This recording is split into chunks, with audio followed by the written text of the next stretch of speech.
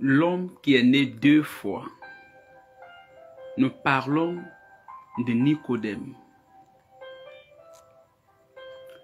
Ce monde, c'est le royaume des humains. C'est le monde physique.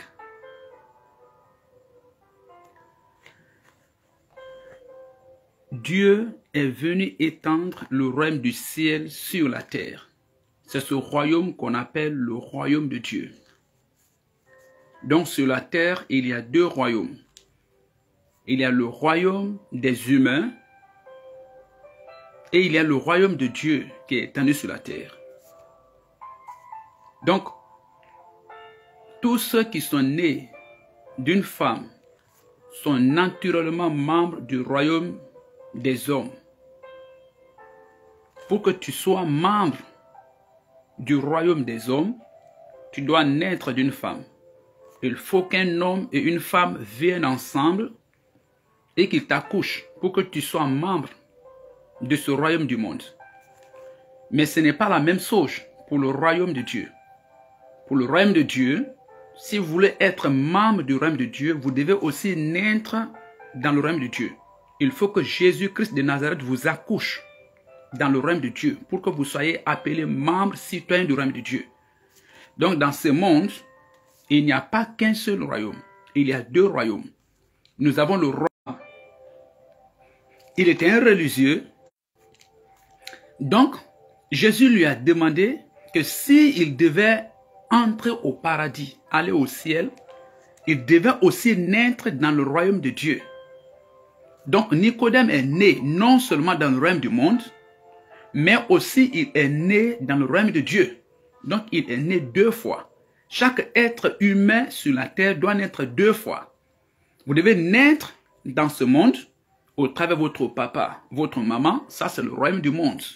Mais pour que vous soyez citoyen du royaume de Dieu, pour que vous soyez membre de la maison de Dieu, pour que vous soyez habitant du paradis, vous devez naître dans le royaume de Dieu. Et cela, vous avez besoin d'accepter Jésus-Christ comme votre Seigneur et votre Sauveur personnel. Chaque être humain sur la terre doit naître deux fois. Votre première naissance a eu lieu dans la maison de votre père, où papa et maman étaient là, et puis vous êtes venus par le biais de papa et de maman. Automatiquement, naturellement, vous êtes membre du royaume du monde. Mais dans le royaume de Dieu, il n'y a qu'une seule voie, il n'y a aussi qu'un seul moyen. Vous devez être membre du royaume de Dieu, vous devez accepter Jésus-Christ dans votre vie comme votre Seigneur, votre Sauveur personnel, pour que vous naissiez dans le royaume de Dieu. Je vous parle de Nicodème. Nicodème est mentionné plusieurs fois dans la Bible, au moins 3 fois. Et à chaque fois, c'est dans le livre de Jean, c'est dans l'évangile de Jean. Il s'appelait Nicodème, cet homme. Lorsque vous prenez l'évangile de Jean, vous lisez à partir du chapitre 3, vous allez rencontrer cette histoire.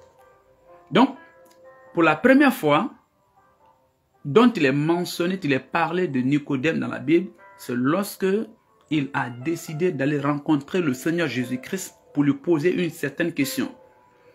La deuxième fois, c'est lorsque les pharisiens, le parti religieux des Juifs, le Sanhédrin, avait pris la décision de signer l'arrêt de mort de Jésus-Christ. Nicodème était parmi eux et il leur a demandé, est-ce qu'il est permis à notre loi? Est-ce que dans notre loi, on peut condamner un homme sans les preuves? C'était la deuxième fois dont il est parlé de Nicodème. Et la troisième fois, c'est après la mort de Jésus-Christ, lorsque Jésus devait être enterré dans le tombeau que Joseph d'Arimathée avait acheté. Nicodème faisait partie de ceux qui sont allés enterrer Jésus-Christ. Donc la Bible parle de Nicodème 3 fois et à chaque fois dans le livre de Jean. Nicodème est cet homme qui est né 2 fois. Il y a eu dans sa vie une progression dans sa vie spirituelle avec le Seigneur. Dans sa relation avec le Seigneur Jésus-Christ, Nicodème a progressé spirituellement. Vous savez, il y en a qui ne progressent pas. Merci, je vous aime très fort. Je vous aime très fort. Je vous aime très fort. Et il y en a qui ne progressent pas dans leur vie spirituelle.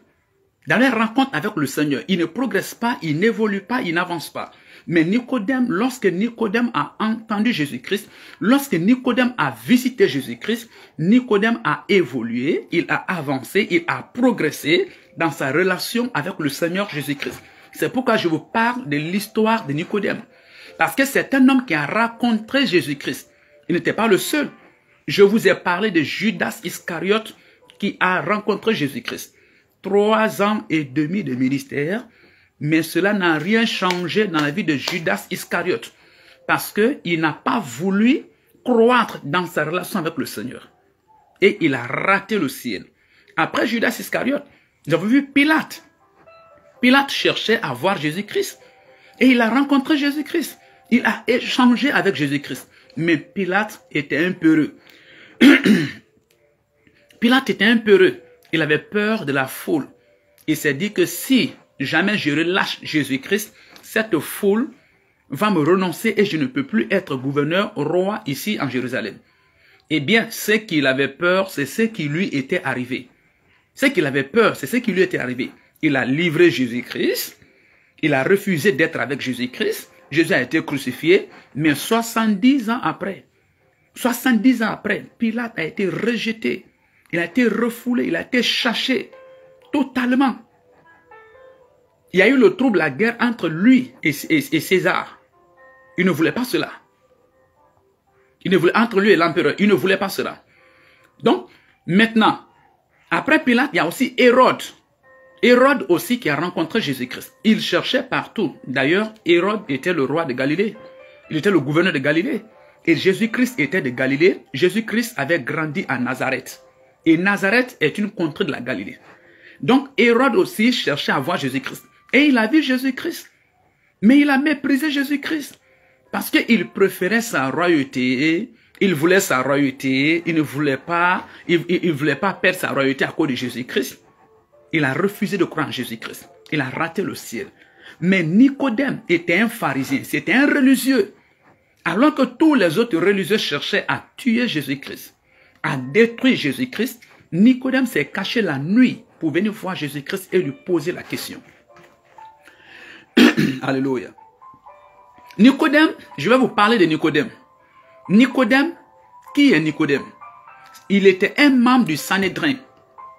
Quand on parle du Sanhédrin, c'est le conseil des Juifs. Le Sanhédrin, c'est le conseil religieux des Juifs. Merci, je vous aime très fort. Aimez la vidéo et partagez au maximum. Le Sanhédrin, c'est un conseil religieux des Juifs.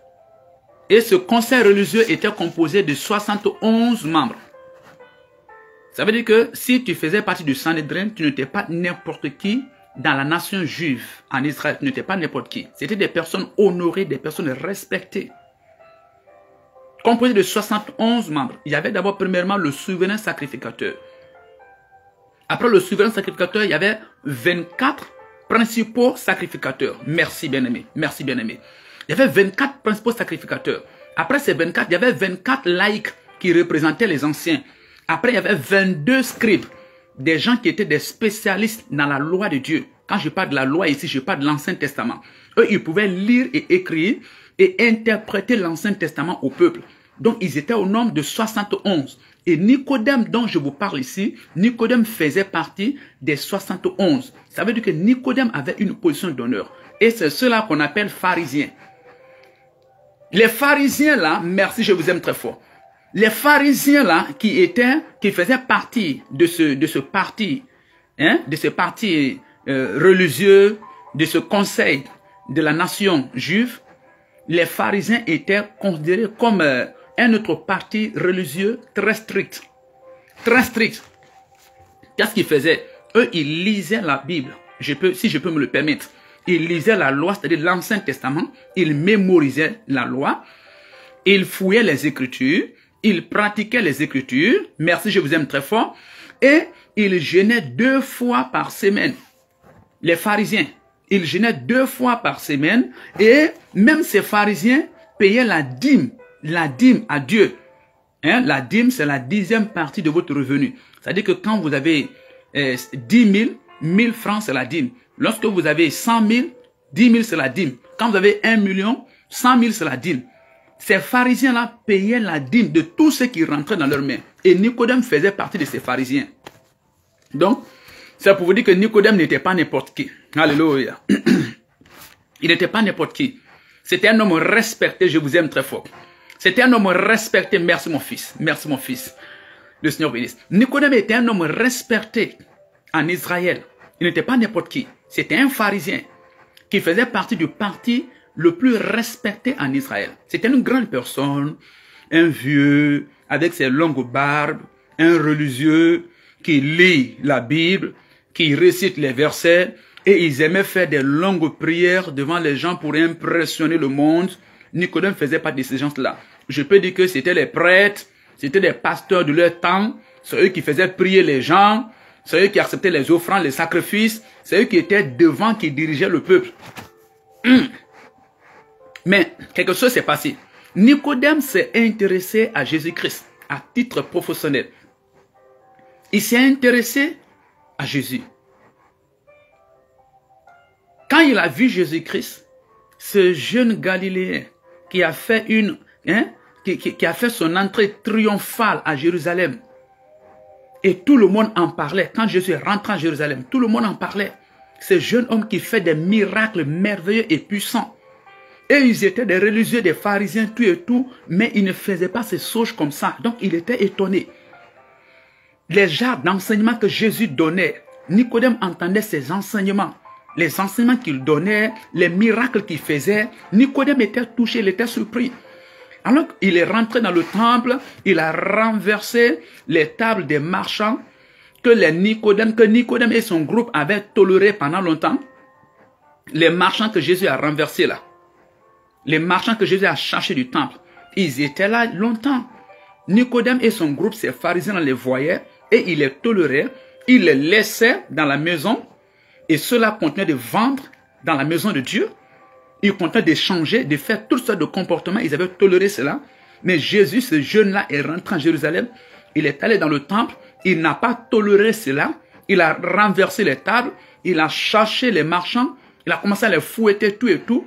Cela a fait mal aux pharisiens. Cela faisait mal aux pharisiens. D'abord, Jésus est jeune et ils sont vieux. Jésus n'a pas été à l'école. Eux, ils ont été à l'école. Ils savent lire et écrire. Jésus enseigne des enseignements qui attirent la foule.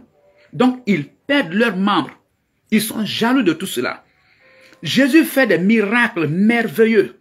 Et ils ont duré ici, ils ne font pas de miracles. Ils n'ont jamais cherché même une petite mouche. Ils sont jaloux de cela. Et ce qui est pire est que Jésus rentre jusque dans le temple et il cherche du temple tous les voleurs, tous les vendeurs, tous les marchands qui étaient dans le temple. Jésus les chasse et il lui dit que cette maison n'est pas faite pour vendre, pour brigader, pour voler. Cette maison a été faite pour la prière. Ah non, non, non. Les pharisiens ne pouvaient pas supporter cela. Les pharisiens ne pouvaient pas supporter cela. Ça les faisait mal. Donc, beaucoup d'entre eux haïssaient Jésus-Christ. Ils haïssaient Jésus-Christ. Les pharisiens, le groupe auquel Nicodème appartenait, là, ces pharisiens-là, la plupart d'entre eux détestaient Jésus-Christ. Il est jeune. Il n'est même pas de Jérusalem. Il est de la Galilée. Il cherche des démons. Il fait des miracles qu'eux ne peuvent pas faire. Il donne des enseignements qui changent le cœur des gens, qui changent la vie des gens. Donc, eux, ils perdent leurs membres, ils perdent les foules parce que tout le monde va derrière Jésus-Christ. Et ensuite, Jésus faisait ces miracles-là très souvent les jours de sabbat, alors que les pharisiens respectaient le sabbat, le samedi, le 7e jour. Personne ne devait rien faire, même guérir un malade. Il ne voulait même pas qu'on guérisse des malades. Et Jésus faisait ces guérisons, la plupart les sabbats. Et il est allé dans le temple, il a gâté le reste en cherchant tous les marchands, tous les vendeurs et en déclarant que cette maison est faite pour la prière. Eux, les pharisiens qui étaient dans le temple tous les jours, ils n'ont pas pu faire cela. Ça les a fait mal. Ils sont vieux, avec leur longue barbe, avec leur âge, avec leur connaissance. Donc la plupart d'entre eux détestaient Jésus-Christ. La plupart d'entre eux haïssaient Jésus-Christ. Mais Nicodème ne s'est pas laissé emballer par la haine. Vous savez, la haine fait que souvent la plupart des gens perdent leur contrôle. Ils ratent leur bénédiction parce qu'il y a la haine dans leur cœur. La haine désoriente les gens. Ils avaient la haine dans leur cœur Donc, il ne pouvait pas connaître, accepter la vérité que Jésus prêchait, Jésus enseignait. Il ne pouvait pas voir la grâce de Dieu sur la vie de Jésus-Christ. Il ne pouvait pas s'approcher de Jésus-Christ pour se soumettre à lui et être sauvé.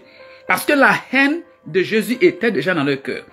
Si vous mettez ma haine dans votre cœur, quelles que soient les vérités que je vais enseigner ici, ça ne va rien changer dans votre vie. Parce que vous me détestez naturellement. Donc c'est ce qui est arrivé à ces gens-là. Mais Nicodème, lui, il n'a pas permis à la haine de l'écarter de Jésus-Christ. Nicodème n'a pas permis cela. Merci, je vous aime très fort. Je vous aime très fort. L'amour est plus fort que la haine. La haine est un cancer. La haine, le manque de pardon, c'est un cancer invisible. Ça ronge le dedans de vous. Vous allez continuer à dépérir. Vous allez continuer à développer des maladies de tension parce que dans votre cœur, il y a la haine. Il y a le manque de pardon. Bien-aimés, ne gardez pas la haine dans votre cœur. Ne gardez pas le manque de pardon dans votre cœur. Marchez dans le pardon et marchez dans l'amour.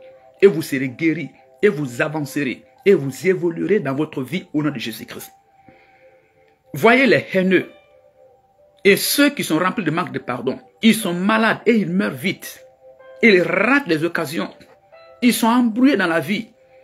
Mais Nicodème n'a pas gardé la haine de Jésus dans son cœur. Qu'est-ce que Nicodème va faire? Il a constaté que ses amis haïssaient Jésus-Christ. Il a constaté que les pharisiens détestaient Jésus-Christ et n'aimaient pas Jésus-Christ. Et ils avaient déjà dit que si jamais quelqu'un s'approche de Jésus-Christ, qu'ils allaient tuer cette personne, ou bien qu'ils allaient excommunier cette personne, chasser cette personne de leur communauté. Et Nicodème était une personne respectée, une grande personne. Donc Nicodème s'est caché la nuit. Il est allé voir Jésus-Christ à titre professionnel. Parce que lui et Jésus-Christ, ils faisaient la même profession. C'étaient des serviteurs de Dieu. Ils œuvraient dans le spirituel, ce n'était pas dans le physique. Nicodème œuvrait dans le spirituel. C'était un prêtre. Il était un prêtre. Jésus aussi, quand il voit Jésus-Christ, c'est un prêtre. Donc, il s'est approché de Jésus-Christ pour lui poser certaines questions. Alléluia. Donc, regardez bien Nicodème. Il était un pharisien. Hein? Nicodème était un pharisien. Nicodème était un homme moral. Il lisait la Bible. Il récitait des versets. Nicodème jeûnait 2 fois par semaine. Merci, je vous aime très fort. Il jeûnait 2 fois par semaine. Nicodème payait la dîme de tout ce qui rentre dans sa main. Vous voyez? Il était conservateur. Il observait rigoureusement les Écritures. Vous voyez, non? Ils offraient des rites religieux, ainsi de suite. Voici Nicodème. C'était un homme moral. Hein? C'était un homme moral, un homme religieux, un homme issu d'une bonne famille. Un homme cultivé, un homme éduqué. Waouh! Mais il a éprouvé un intérêt d'aller voir Jésus-Christ, de chercher à connaître Jésus-Christ. Il voulait rencontrer Jésus-Christ. Cet homme simple, de la classe ouvrière, hein? Mais qui fait des miracles merveilleux et dont la rentrée à Jérusalem a fait beaucoup de bruit, dont tout le monde en parle. Dont tout le monde en parle. C'est ainsi que Nicodème est venu la nuit pour rencontrer Jésus-Christ. Pour rencontrer Jésus-Christ. C'est ça l'élément le plus important. Ce grand homme cultivé, religieux, il s'est caché la nuit. Merci, je vous aime très fort. Religieux, cultivé, bien, tout et tout, il s'est caché. Il pouvait être un pasteur, il pouvait être un prêtre, il pouvait être un imam, il pouvait être un chef religieux. Il s'est caché la nuit. Parce que, imaginez-vous, lorsqu'un imam vient la journée pour voir un pasteur, vous voyez? Lorsqu'un pasteur quitte la journée pour aller voir un imam, les gens peuvent interpréter autrement. Donc, c'était dans de telles situations. C'est pourquoi Nicodème s'est caché la nuit. Il est venu voir Jésus-Christ. Donc, retenez cela. Nicodème est venu rencontrer Jésus-Christ. Nous allons lire cela dans l'évangile de Jean, le chapitre 3. Prenez votre Bible. Prenez votre Bible. L'évangile de Jean, le chapitre 3. Je lis au nom de Jésus-Christ. Écoutez attentivement.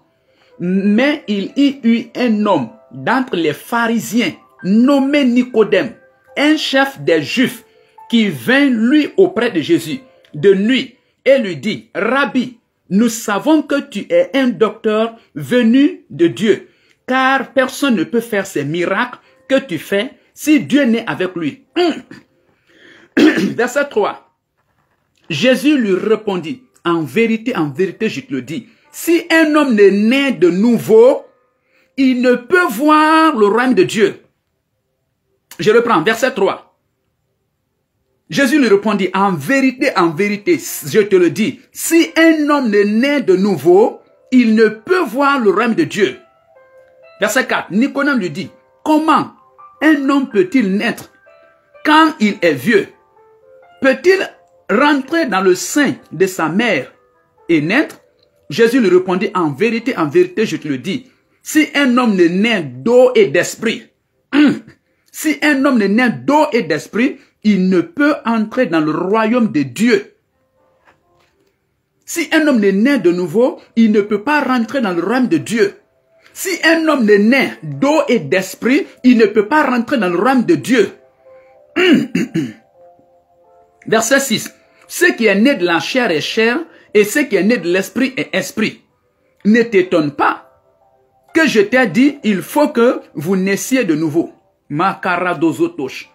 Le vent souffle où il veut, et tu entends le bruit, mais tu ne sais d'où il vient, ni où il va. Il en est ainsi de tout homme qui est né d'esprit. Verset 9. Nicodème lui dit, comment cela peut-il se faire? Vous voyez ça? Vous voyez ça? Donc, Nicodème est venu la nuit pour rencontrer Jésus-Christ, à titre professionnel, pour discuter des choses spirituelles, pour parler des choses spirituelles. Il a commencé à flatter Jésus-Christ. Vous savez, ce genre de personnes, pour que Jésus tombe dans ses pièges. Mais c'est le maître des maîtres, c'est le docteur des docteurs, c'est le Seigneur des seigneurs. Il a commencé à flatter Jésus-Christ et Jésus l'a interrompu. Hein? Il dit à Jésus, il dit, nous savons, nous là c'est qui? Nous les pharisiens, nous les religieux là, même si on te haït, même si on te hait, même si on ne t'aime pas, mais on sait que tu es un docteur venu de la part de Dieu. Parce que les miracles que tu fais, les genres d'enseignement que tu donnes, l'amour que tu démontres, le pardon que tu montres, si quelqu'un ne vient pas de Dieu, il ne peut pas agir de la sorte. Il ne peut pas avoir de tel caractère, de telle attitude. Je suis Nicodème, je suis vieux. J'ai grandi dans la religion, je suis avec mes amis pharisiens, je les ai vus, je me vois, je vois les autres. Et je te vois Jésus-Christ, je vois ta vie, les genres de messages que tu prêches, la vie que tu mènes, ton attitude, ton caractère. Une attitude d'humilité, d'obéissance à Dieu, de pardon, d'amour, de joie. Tu ne gardes pas la haine. Il dit, si quelqu'un ne vient pas de Dieu, il ne peut pas avoir de telle attitude. Et Jésus l'a interrompu. Jésus l'a coupé la parole. Et Jésus lui dit, en vérité, je te le dis, si un homme n'est né de nouveau, il ne peut entrer dans le royaume de Dieu. Regardez cette vérité que Jésus dit à Nicodème. Parce qu'il a vu à Nicodème. C'est pas quelqu'un qui a la haine dans son cœur. C'est pas quelqu'un qui a le manque de pardon dans son cœur. C'est pas quelqu'un qui cherche à défendre sa religion. Nicodème pratiquait le judaïsme. C'est pas quelqu'un qui cherchait à défendre sa position. Mais c'est quelqu'un qui cherchait à connaître la vérité. C'est quelqu'un qui est venu avec un cœur ouvert. C'est pas avec un cœur haineux. C'est pas avec un cœur orgueilleux. Il ne cherchait pas à montrer à tout le monde que lui, il connaît les versets bibliques, lui, il connaît les livres religieux, lui, c'est comme ça, faire des démonstrations scientifiques. Non. Nicodème a reconnu qu'il a besoin de la vérité. Il a vu Jésus-Christ et il a vu la vérité en Jésus-Christ. Il s'est caché. Il s'est caché la nuit. Lis dans l'évangile de Jean, le chapitre 3. Nicodème s'est caché la nuit. C'est cette vieille personne avec les barbes longues blanches dans sa robe. Il s'est caché la nuit. Ce docteur en Israël, respecté, cet homme moral, cet homme éduqué, venant d'une bonne famille.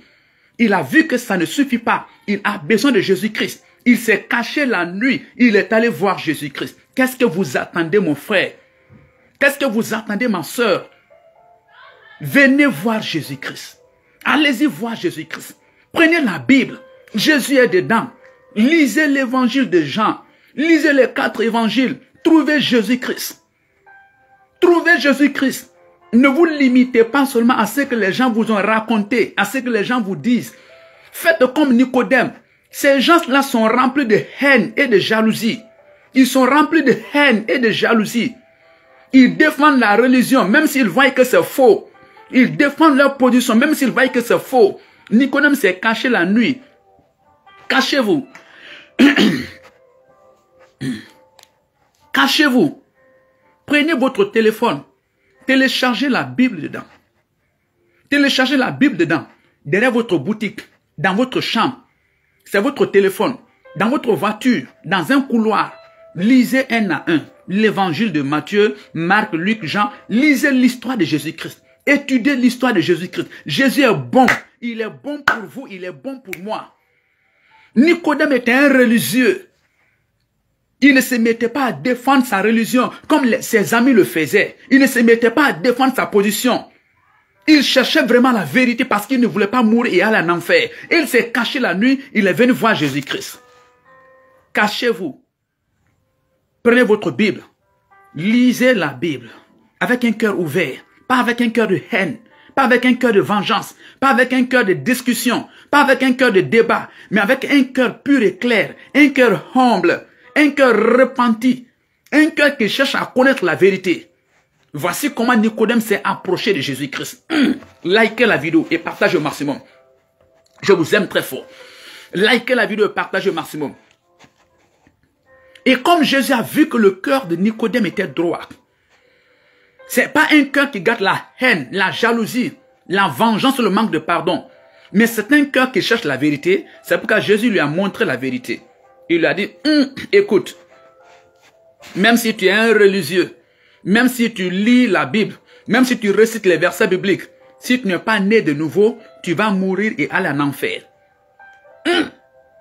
Même si tu es un religieux, quel que soit ton nom, quelle que soit ta religion, il n'y a pas de problème. Mais si tu n'es pas né de nouveau, si tu n'es pas né d'eau et d'esprit, tu vas mourir et aller en enfer. C'est ce que Jésus a dit à Nicodème. C'est ce que Jésus a dit à Nicodème. Et c'est ce que Jésus vous dit à travers moi, à travers cette vidéo. Où êtes-vous? Où êtes-vous? Est-ce que vous êtes prêts à reconnaître que votre bon comportement, votre pratique religieuse ne peut pas vous amener au paradis? Est-ce que vous voulez que le Seigneur Jésus-Christ vous montre le véritable chemin? Vous voyez? Malgré les bons comportements de Nicodème, malgré sa vie religieuse, sa vie sans reproche, Jésus lui dit, ces choses-là ne peuvent pas t'amener au paradis. Il dit, tant que tu ne nais de nouveau, tu ne peux pas rentrer dans le royaume de Dieu. Comment? Un homme bon comme ça, qui lit la Bible, qui lit les versets, qui récite, qui paye la dîme, qui jeûne 2 fois par semaine, Jésus dit que ça ne suffit pas. Même si que tu fais ces choses, tant que tu n'es pas né de nouveau, tu ne rentreras pas au paradis. Tu ne peux pas naître dans le royaume de Dieu. Tu ne rentreras pas dans le royaume de Dieu. Vous voyez? Quelle que soit votre bonté, même ce que vous ne volez pas, même ce que vous priez par jour, même ce que vous jeûnez 2 fois par semaine, même ce que vous payez la dîme, même si que vous partez prier dans votre lieu de culte, tant que vous n'êtes pas né de nouveau, la Bible dit, vous ne pouvez pas rentrer dans le royaume de Dieu. C'est-à-dire le paradis. Vous ne pouvez pas rentrer au paradis. Vous ne pouvez pas voir le paradis. Tant que vous n'êtes pas né de nouveau. Vous voyez? Ce n'est pas une question de religion. Ah, moi je suis catholique. Ah, moi je suis protestant. Ah, moi je suis musulman. Ah, moi je suis bouddhiste. Ah, moi je suis animiste. Quelle que soit ta religion. Vous voyez? Nicodème n'était pas catholique. Nicodème n'était pas protestant. Nicodème n'était pas musulman. Nicodème n'était pas animiste. Nicodème était dans la religion des Juifs. Il pratiquait le judaïsme. Vous voyez? Quelle que soit la religion que vous pratiquez, quelle que soit la religion que tu pratiques, Jésus-Christ de Nazareth, le seul envoyé par Dieu pour sauver toute l'humanité, dit, si vous n'êtes pas né de nouveau, vous n'irez pas au paradis. Vous ne pouvez pas entrer au paradis. Si vous n'êtes pas né de nouveau, si vous n'êtes pas né d'eau et d'esprit, vous ne pouvez pas rentrer au paradis, dans le royaume de Dieu. Quelle que soit la religion que vous pratiquez, quelle que soit votre droiture, quelle que soit votre croyance. Vous voyez? Nicodème n'adorait pas 2 dieux. Hein? Ceux qui disent que Dieu est un, il n'y a qu'un seul Dieu, il n'y a qu'un seul Dieu. Nicodème croyait qu'il n'y a qu'un seul Dieu. Dans le judaïsme, on ne te dira pas qu'il y a deux dieux. Renseigne-toi très bien sur Facebook. Sur le judaïsme, on ne te dira pas qu'il y a deux dieux. Dans le judaïsme, il n'y a qu'un seul Dieu. Donc Nicodème croyait en un seul Dieu. Mais Jésus dit, même si tu crois en un seul Dieu, si tu n'es pas né de nouveau, tu ne peux pas rentrer au paradis. Tu iras en enfer. Il faut que tu naisses de nouveau. Et Nicodème dit, comment? Comment? Votre religion ne peut pas vous faire rentrer au paradis. Si vous n'êtes pas né de nouveau, vous mourrez, vous irez en enfer. Qui que vous soyez, la religion, votre bon comportement, vos belles attitudes, vos belles œuvres, votre jeûne, votre prière, vos sacrifices, ce sont des mensonges humains. C'est ce qu'on appelle la religion. Ce sont des mensonges humains. Ce sont des tromperies humaines. Ce sont des prescriptions humaines. C'est les descendants de Adam qui ont écrit ces sauges. Vous ne pouvez pas rentrer au paradis. Vous ne rentrerez pas au paradis tant que vous n'êtes pas né de nouveau. Où êtes-vous? Venez à Jésus-Christ. Venez à Jésus-Christ. Venez à Jésus et le Seigneur va vous expliquer. Et le Seigneur va vous expliquer. Laissez-moi vous dire quelque chose. Il y a des lois naturelles dans ce monde. Il y a des lois naturelles dans ce monde. Des lois naturelles qui conditionnent la naissance physique. Et en dehors de ces lois, personne ne peut naître dans ce monde. Personne ne peut naître dans ce monde. Quelles sont ces lois? Pour que vous soyez dans ce royaume de ce monde, vous devez naître d'une femme. Il faut qu'un homme et une femme couchent ensemble et puis vous naissez. Si ce n'est pas ça, vous ne pouvez pas naître. Tous les prophètes qui sont venus, tous les messagers qui sont venus, tous les êtres humains qui sont sur la terre, c'est un homme et une femme qui sont venus ensemble. Et ensuite, chacun d'entre nous est né. C'est la loi de la nature. C'est la loi pour que quelqu'un soit membre de ce monde physique. Oui. Oui, papa et maman viennent ensemble et tu es né dans ce monde physique. C'est ce qui fait entrer quelqu'un dans ce monde physique. Donc dans le monde spirituel, c'est la même chose. Il y a aussi des lois spirituelles. Il y a aussi des lois. Dans ce monde physique, si un homme et une femme ne couchent pas ensemble, personne ne peut naître. Si une femme et une femme couchent ensemble, personne ne peut naître. Si un homme et un homme couchent ensemble, personne ne peut naître. Pour que quelqu'un soit né dans ce monde physique, il faut qu'un homme et une femme couchent ensemble. Et là, quelqu'un est né dans ce monde physique. C'est la loi. Vous savez, je sais. Dans le monde spirituel, c'est la même chose. Il y a aussi la loi pour que quelqu'un soit né dans le monde spirituel. Je vous aime très fort. Merci de liker la vidéo. Il y a aussi la loi et la règle pour que quelqu'un soit né dans le monde spirituel. Dans le monde spirituel, pour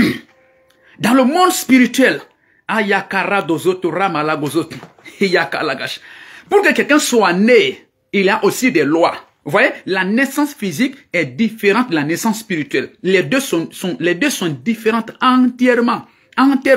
La naissance physique est de la chair, mais la naissance spirituelle est de l'esprit. Vous voyez? Vous voyez? La naissance dans ce monde, la naissance physique dans ce monde commence avec l'homme. Mais la naissance spirituelle, la naissance dans le royaume de Dieu commence avec l'esprit, avec Dieu, avec Jésus-Christ de Nazareth. De la même manière que vous ne pouvez pas contrôler le vent, de la même manière, vous ne pouvez pas contrôler quelque chose dans le royaume de Dieu. Votre naissance dans le royaume de Dieu. Il faut que vous acceptez la règle. Quelle est la règle pour qu'un homme soit né dans ce monde? Il faut qu'un homme et une femme couchent ensemble. C'est la règle. Quelle est la règle pour qu'un homme soit né de nouveau? C'est-à-dire soit né dans le royaume de Dieu. Il faut que cette personne accepte, il faut que cette personne croie au nom de Jésus-Christ et qu'il l'accepte comme son Seigneur et son Sauveur personnel. Lorsque Dieu a vu cette personne, que son cœur est réel, elle a accepté Jésus-Christ, elle a donné sa vie au Seigneur, elle croit à Jésus comme son Seigneur et son Sauveur personnel, Dieu lui donne le Saint-Esprit et le Saint-Esprit naît la personne, accouche la personne dans le royaume de Dieu. C'est la loi. C'est la loi. Il n'y a pas d'autre loi. Il n'y a pas d'autre loi. Nous allons voir cela. Lisons Jean le chapitre 1, les versets 12 et 13. Icaragos. Likez la vidéo et partagez au maximum. L'évangile de Jean le chapitre 1, les versets 12 et 13. Je lis au nom de Jésus-Christ. Merci, je vous aime très fort. Je lis au nom de Jésus-Christ. Mais à tous ceux qui l'ont reçu, à ceux qui croient en son nom, elle a donné le pouvoir de devenir enfants de Dieu. Vous voyez? Vous voyez? Lesquels sont nés, non du sang, ni de la volonté de la chair, ni de la volonté de l'homme, mais de Dieu. C'est la loi. C'est la loi. Dans l'évangile de Jean, le chapitre 1, les versets 12 et 13, il dit, mais à tous ceux qui l'ont reçu, à ceux qui croient en son nom, elle a donné le pouvoir de devenir enfants de Dieu, lesquels sont nés, non du sang, ni de la volonté de la chair, ni de la volonté de l'homme, mais de Dieu. Voici la loi pour que quelqu'un soit né de nouveau. Pour que quelqu'un soit né dans le royaume de Dieu. Voici la loi. Vous voyez? Vous êtes né dans le royaume du monde, hein? Dans ce royaume du monde. Sur la terre, je vous ai dit qu'il y a deux royaumes. Il y a le royaume physique et le royaume spirituel. Il y a le royaume des hommes, le royaume des humains et il y a le royaume de Dieu. Pour naître, pour appartenir à ce royaume des humains sur la terre, vous devez naître d'un homme et d'une femme. Il faut qu'un homme et une femme viennent ensemble pour que vous fassiez votre entrée dans ce royaume des humains. Maintenant, pour naître dans le royaume de Dieu, c'est ce qu'on vient de nous dire dans l'évangile de Jean, le chapitre 1, les versets 12 et 13. Pour naître dans le royaume de Dieu, vous devez croire en son nom. Vous voyez? La nouvelle naissance n'est pas du sang. Hein? Ce n'est pas naître du sang, ça ne vient pas du sang. La nouvelle naissance, ça ne vient pas du sang, c'est-à-dire par descendance humaine. Non, vous ne naissez pas de nouveau, hein, par descendance humaine. Non, ce n'est pas non plus de la volonté de la chair, c'est-à-dire ce n'est pas aussi la volonté de l'homme. Ce n'est pas par la volonté humaine. Vous voyez? Ce n'est pas de la volonté de l'homme, ce n'est pas le dessein de l'homme, ça ne vient pas de l'homme, ce n'est pas le désir de l'homme. La naissance spirituelle, la nouvelle naissance, ne vient pas du sang. Donc, ça veut dire, ton père est chrétien, ta mère est chrétienne, ne fais pas de toi un chrétien. C'est ce que ça veut dire. L'évangile de Jean, le chapitre 1, les versets 12 et 13. Il dit, ils sont nés non du sang, ni de la chair, ni de la volonté de l'homme, mais de Dieu. Ils sont nés non du sang. Et pourtant, nous sommes nés physiquement dans ce monde, c'est par le sang. Nous sommes le sang de notre Père. Mais la Bible dit que la nouvelle naissance, ils sont nés non du sang. Non du sang. Donc ne viens pas me dire que ton père est chrétien, ta mère est chrétienne, donc toi tu es né chrétien. C'est une tromperie, ce n'est pas possible. Ce n'est pas possible. Est-ce que votre père sait conduire la voiture, votre mère sait conduire la voiture, donc vous êtes né tout de suite, automatiquement vous aussi vous savez conduire la voiture? C'est cela? Votre père est ministre, votre mère est ministre, donc comme vous êtes né de ministre, donc vous êtes aussi ministre automatiquement, même si vous n'avez pas étudié, c'est comme ça? Non! Donc c'est une grande tromperie lorsque quelqu'un te dit, mon père est chrétien, ma mère est chrétienne, donc je suis aussi chrétien. C'est faux. C'est pas biblique. C'est pas biblique. La Bible dit qu'ils sont nés non du sang, ni de la volonté de la chair, ni de la volonté de l'homme, mais de Dieu. Donc ne viens pas me dire, mon père est musulman, ma mère est musulmane, donc je suis musulman. Non. Non. Non. La nouvelle naissance ne vient pas du sang. Même si ton père est pasteur, ta mère est pasteur, ton père est chrétien, ta mère est chrétienne, ça ne fait pas de toi un chrétien. Ça ne fait pas de toi un chrétien. La Bible dit que c'est non du sang, ni de la volonté de la chair. Ça veut dire aussi que ce n'est pas la volonté de la chair. Ce n'est pas le désir humain. Ce n'est pas le désir humain. Pour dire que je suis chrétien, ma femme est chrétienne, je veux que mes enfants soient des chrétiens. Non, cela ne fait pas de vos enfants des chrétiens. Parce que vous voulez que votre enfant soit un chrétien, cela ne fait pas de votre enfant un chrétien. Vous n'êtes pas capable de faire de votre enfant un chrétien. Non, non, non, c'est pas comme ça se passe. Vous le voulez bien sûr, mais cela n'est pas de vous. Cela n'est pas de vous. De la même manière que vous ne pouvez pas décider de la mort de votre enfant, ni de la vie de votre enfant, de la même manière, vous ne pouvez pas décider que votre enfant soit né de nouveau, que votre enfant soit un chrétien. Vous n'avez pas cette décision. Cette décision est à Dieu. Ça ne peut pas venir du plan de l'homme. Il dit, ils sont nés ni du sang, ni de la chair, ni de l'homme, mais de Dieu. Comment ça se passe? Comment ça se passe? Pour naître de nouveau, il y a 3 choses que vous devez faire. Écoutez-moi très bien. Écoutez-moi très bien. Pour naître de nouveau, il y a 3 choses que vous devez faire. Premièrement, vous devez croire en son nom. Lisez l'évangile de Jean, le chapitre 1, les versets 12 et les versets 13. Vous devez croire en son nom. Au nom de qui? Vous devez croire au nom de Jésus-Christ. Le nom de Jésus. Jésus veut dire sauveur. Vous devez croire que c'est seul Jésus-Christ qui est votre sauveur. Le seul qui n'est pas spermatozoïde d'un homme, qui n'est pas descendant de Adam, mais qui est venu de Dieu. Tous les descendants de Adam sont des pécheurs. Tous ces prophètes, tous ces messagers, tous ces prophètes, tous ces messagers, tous ces humains, c'est un homme et une femme qui ont couché ensemble et ils les ont mis au monde. Donc ils sont des pécheurs. Ils sont tous des pécheurs. Tous les prophètes que vous connaissez, tous ces messagers sont tous des pécheurs. Aucun pécheur ne peut sauver les pécheurs. Donc, il ne vous laissez pas qu'il vous trompe pour dire que il est le sauveur du monde, Dieu l'a envoyé, ainsi de suite. Non. Un pécheur ne peut pas sauver un pécheur. Ils sont tous des pécheurs. Le seul qui n'est pas un pécheur, qui n'est pas descendant de Adam, il s'appelle Jésus-Christ de Nazareth. Il s'appelle Jésus-Christ de Nazareth. C'est lui qui est venu directement de Dieu.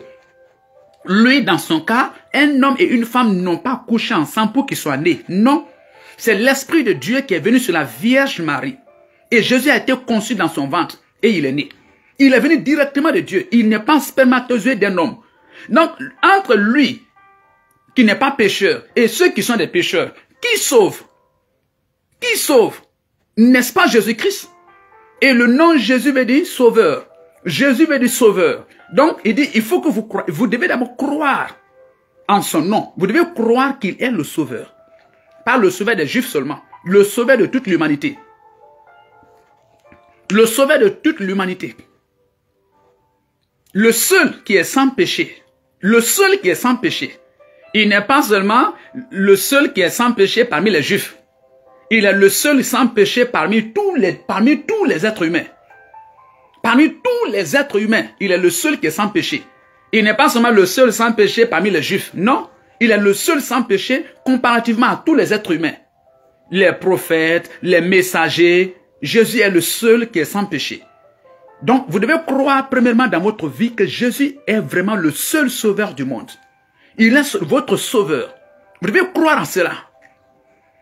Et s'il est votre sauveur, s'il est le sauveur du monde, ça veut dire que vous devez tourner vers lui. Vous devez l'obéir. Vous devez le suivre. Vous devez écouter sa voix. Deuxièmement, vous devez l'accepter comme votre Seigneur et votre Sauveur personnel.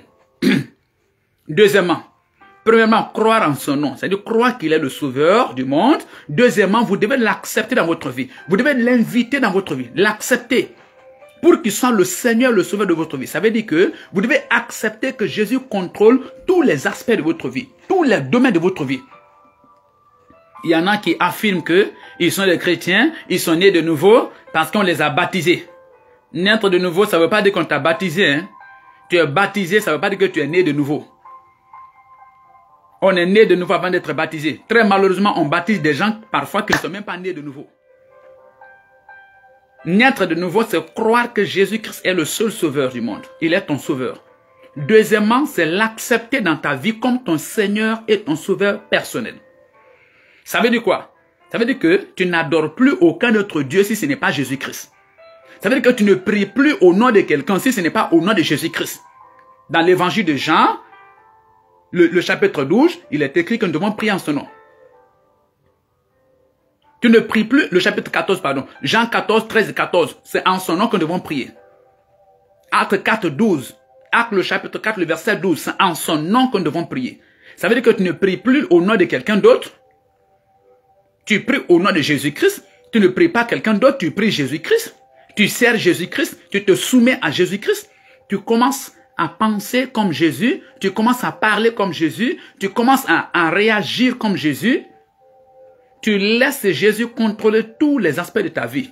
Ton argent, ton foyer, ta femme, tes enfants, tout ce qui te concerne, tout est dirigé d'après la parole de Jésus. C'est ce que veut dire, j'ai accepté Jésus comme mon Seigneur et mon Sauveur personnel.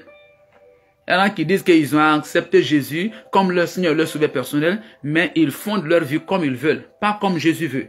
Ça veut dire que vous n'avez pas encore accepté Jésus-Christ comme votre Seigneur et votre Sauveur personnel. Si vous êtes à l'église, vous affirmez que vous avez donné votre vie à Jésus-Christ, alors que vous vivez comme vous voulez, vous dirigez votre foyer comme vous voulez, vous gérez votre argent comme vous voulez, vous parlez comme vous voulez, vous regardez les gens comme vous voulez, vous vous comportez comme vous voulez, ça veut dire que vous avez raté. Ce n'est pas vrai. Jésus n'est pas votre Seigneur, votre Sauveur personnel. Le Seigneur, c'est quelqu'un qui règne sur toi. Ton Seigneur est quelqu'un qui règne sur toi. Donc, Jésus-Christ est mon Seigneur et mon Sauveur personnel. Ça veut dire que si Jésus-Christ, à partir d'aujourd'hui, j'accepte que tu contrôles tous les aspects de ma vie. Donc, je prends la Bible et je lis tous les jours comment Jésus veut que je gère mon argent. Et je commence à agir ainsi. Comment Jésus veut que je gère mon foyer. Comment Jésus veut qu'en tant que femme, je me comporte. Comment Jésus veut qu'en tant que mari, je me comporte. En tant qu'enfant, je me comporte. Comment Jésus veut que j'agisse. Comment Jésus veut que je parle aux gens. Comment Jésus veut que je me comporte. Comment Jésus veut que je réagisse envers les gens. Voilà. J'apprends tout cela dans la Bible et je marche. C'est ce que veut dire Jésus est mon Seigneur, mon Sauveur personnel. Tu ne fais plus ce que tu veux. Tu fais ce que Jésus veut.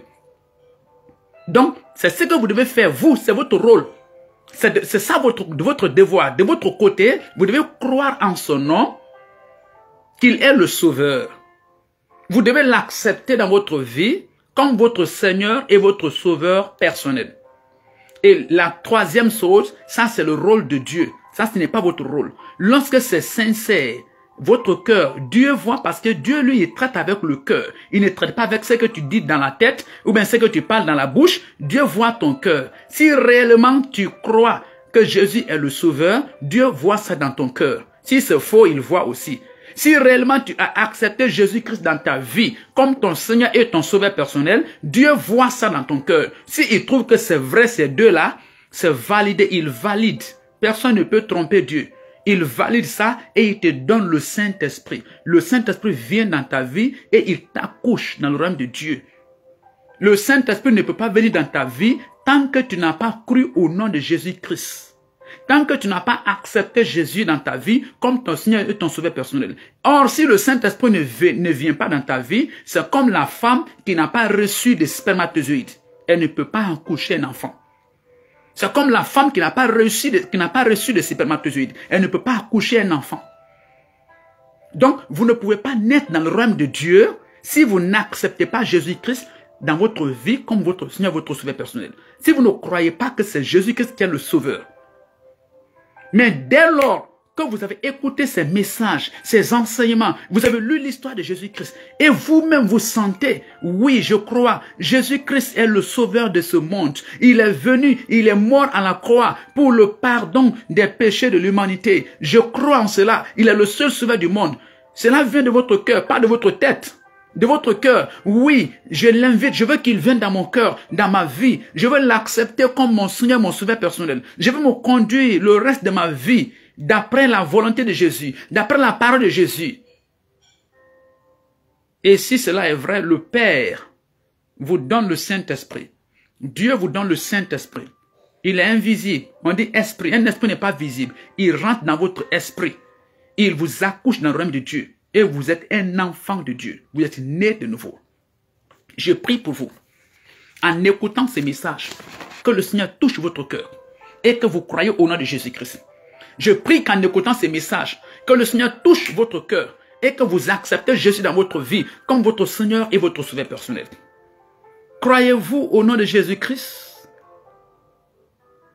Ou bien vous partez à l'église parce que votre père part à l'église, votre mère part à l'église. Croyez-vous au nom de Jésus-Christ? L'avez-vous accepté dans votre vie comme votre Seigneur, votre Sauveur personnel? Ou bien vous vous tenez à l'écart parce que vos parents haïssent Jésus, parce que votre ethnie haïsse Jésus, parce que votre communauté haït Jésus. Et on a interdit aux gens de s'approcher de Jésus-Christ. Je vous aime très fort. Croyez-vous au nom de Jésus-Christ? Acceptez-vous Jésus dans votre vie comme votre Seigneur, votre Sauveur personnel? Alors, si Dieu voit que cela est de votre cœur, cela vient de votre cœur, il vous donne le Saint-Esprit et vous êtes né de nouveau. Et si vous êtes né de nouveau, ça veut dire que vous êtes né dans le royaume de Dieu. Ici, vous êtes sur la terre. Non seulement vous êtes dans le royaume des humains, mais en même temps, vous êtes dans le royaume de Dieu. Vous devez apprendre à vous conduire selon la parole de Dieu. Makaragosos. Nicodème a accepté Jésus-Christ. Il était un religieux, mais il n'était pas né de nouveau. Il ne croyait pas que c'est Jésus qui était le sauveur. Il n'avait pas invité Jésus dans sa vie comme son Seigneur et son sauveur personnel. Il était un homme sans reproche, éduqué, un homme de morale, ainsi de suite. Mais il est venu à Jésus-Christ. Et il a appris que personne ne peut rentrer au paradis par ses propres œuvres. Si tu attends que le jour de ta mort, on compare tes bonnes œuvres et tes mauvaises œuvres, tu iras en enfer. Aujourd'hui, accepte Jésus-Christ. Crois au nom de Jésus-Christ. Ça ne te coûte rien. Ça ne te coûte rien. Laisse la haine. Laisse la vengeance. Arrête de défendre ta religion. On ne défend pas la vérité. La vérité se défend d'elle-même. Tourne ton cœur vers Jésus-Christ. Accepte Jésus-Christ comme ton Seigneur, ton Sauveur personnel. Merci de liker la vidéo, je vous aime très fort. Accepte Jésus-Christ comme ton Seigneur, ton Sauveur personnel. Invite-le dans ta vie. Et tu es sauvé au nom de Jésus-Christ. Et tu es sauvé au nom de Jésus-Christ. Je veux prier pour vous. Donc, vous voyez, vous n'êtes pas chrétien parce que votre père est chrétien. Vous n'êtes pas chrétien parce que votre mère est chrétienne. Vous êtes chrétien parce que vous avez cru au nom de Jésus-Christ. Vous avez cru vraiment que Jésus est le sauveur. Parce que vous avez invité Jésus dans votre vie. Même si votre père est chrétien, votre mère est chrétienne, si vous refusez de croire que Jésus est le sauveur, si vous refusez d'inviter Jésus dans votre vie comme votre Seigneur, votre sauveur personnel, il ne peut pas vous donner le Saint-Esprit. Vous ne pouvez pas naître de nouveau. Et si vous mourrez, vous irez en enfer. Évitez l'enfer. Nicodème s'est caché.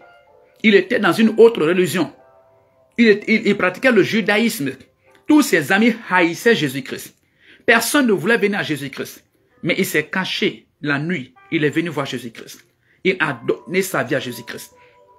Je prie pour vous. Si vous voulez donner votre vie à Jésus-Christ, là où vous êtes, je vais prier pour vous. Et vous allez sentir même la présence de Dieu. Si votre cœur a été touché, et vous voulez vraiment croire au nom de Jésus-Christ, et vous avez cru vraiment que Jésus-Christ est le sauveur du monde, qu'il est votre sauveur, si vous voulez l'accepter dans votre vie comme votre Seigneur, votre sauveur personnel, je veux prier pour vous. Et l'Esprit de Dieu va descendre sur vous là où vous êtes. Vous allez sentir la présence de Dieu dans votre vie.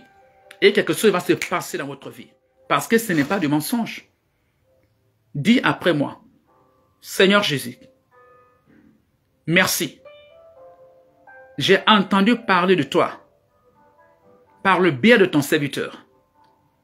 Et je crois en ton nom. Tu es véritablement le sauveur du monde. Tu es mon sauveur. Je t'invite, viens dans ma vie. Accepte-moi. Accepte-moi comme ton enfant. Donne-moi ton esprit et pardonne tous mes péchés. Je viens à toi aujourd'hui. Seigneur Jésus. Satan, je te renonce. J'ai choisi Jésus-Christ. Amen. Je veux prier pour vous. Je veux prier pour vous.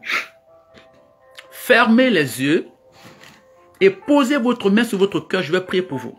Parce que si votre prière a été sincère, le Saint-Esprit que Dieu donne va descendre sur vous là où vous êtes.